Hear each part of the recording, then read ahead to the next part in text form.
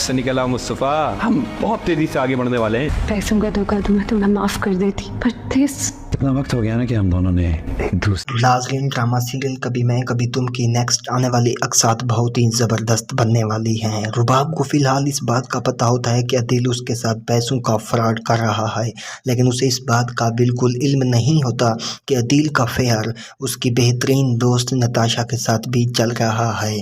अदील रुबाब को कहता है, काफ़ी टाइम से हमने एक साथ पार्टी नहीं की और खुलकर बातें भी नहीं की, क्यों ना हो कि हम आज नताशा के यहाँ पार्टी चले जाएं। लेकिन अदील इस बात को लेकर काफ़ी परेशान होता है कि आखिरकार रुबाब को किस बात का इल्म है, और वह ये बात जानने की कोशिश भी करता है।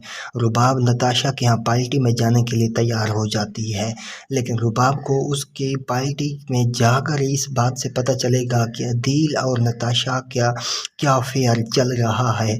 जब वो देखती है कि नताशा ने वही इयररिंग्स पहनी होती हैं जो अदील ने कुछ अर्सा पहले रुबाब को गिफ्ट की थी, और रुबाब की गैर मौजूदगी का फ़ायदा उठाते हुए रुबाब ने वो इयररिंग्स नताशा को भी दे दी होती हैं।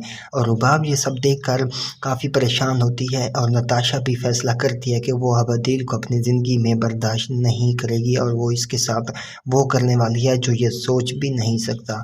लेकिन रुबाब भी अदील को सब के सामने बेइज्जत करना चाहती है, इसीलिए वो अदील के पास आएगी और कहेगी, मैंने आपके लिए कल बहुत बड़ी पार्टी रखी है और उम्मीद करती हूँ वो पार्टी आपको पसंद भी आएगी।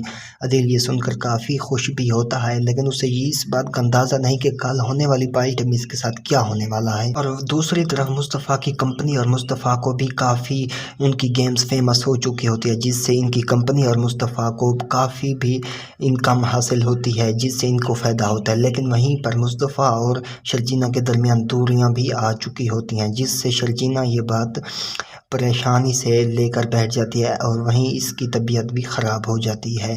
मुस्तफ़ा इसे हॉस्पिटल लेकर जा ही रहा होता है कि मुस्तफ़ा की पार्टनर की इसको कॉल आती है कि अर्जेंट मीटिंग है, और अगर हम ये मीटिंग डील कर लेते हैं तो इससे हमारी कंपनी को भी फ़ायदा होगा और हमें बहुत सारा पैसा मिलेगा। मुस्तफ़ा शर्जीना को कहता है कि मैं आ जाऊंगा, तुम मेरा इंतज़ार करना।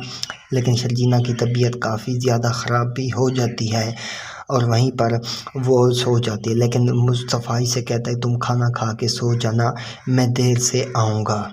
ये बात शर्जीना महसूस भी करती है, क्योंकि वो इसे अब टाइम भी नहीं दे रहा, बल्कि शर्जीना को इग्नोर करता जा रहा है। मुस्तफ़ा वो मीटिंग अटेंड करता है, वो मुस्तफ़ा की काफ़ी तारीफ़ भी करते हैं और कहते हैं कि काफ़ी तुम टैलेंटेड इंसान भी हो। मुस्तफ़ा की काफ़ी वो तारीफ़ करते हैं, जिससे आने वाले अक़सात में मुस्तफ़ा को काफ़ी फ़ायदा भी होने वाला है, और इसके साथ वो होगा जो इसने सोचा भी ना होगा। काफ़ी ये ऊपर सीढ़ी चढ़ जाएगा। लेकिन मुस्तफ़ा अपने पार्टनर से कहता है कि हम वो अपना फ्यूचर सिक्योर कर लेंगे जो हमने कभी सोचा भी ना होगा। लेकिन वो अपने फ्यूचर सिक्योर करने के चक्कर में शर्जीना को इग्नोर कर रहा होता है, और शर्जीना ये बात महसूस भी करती है।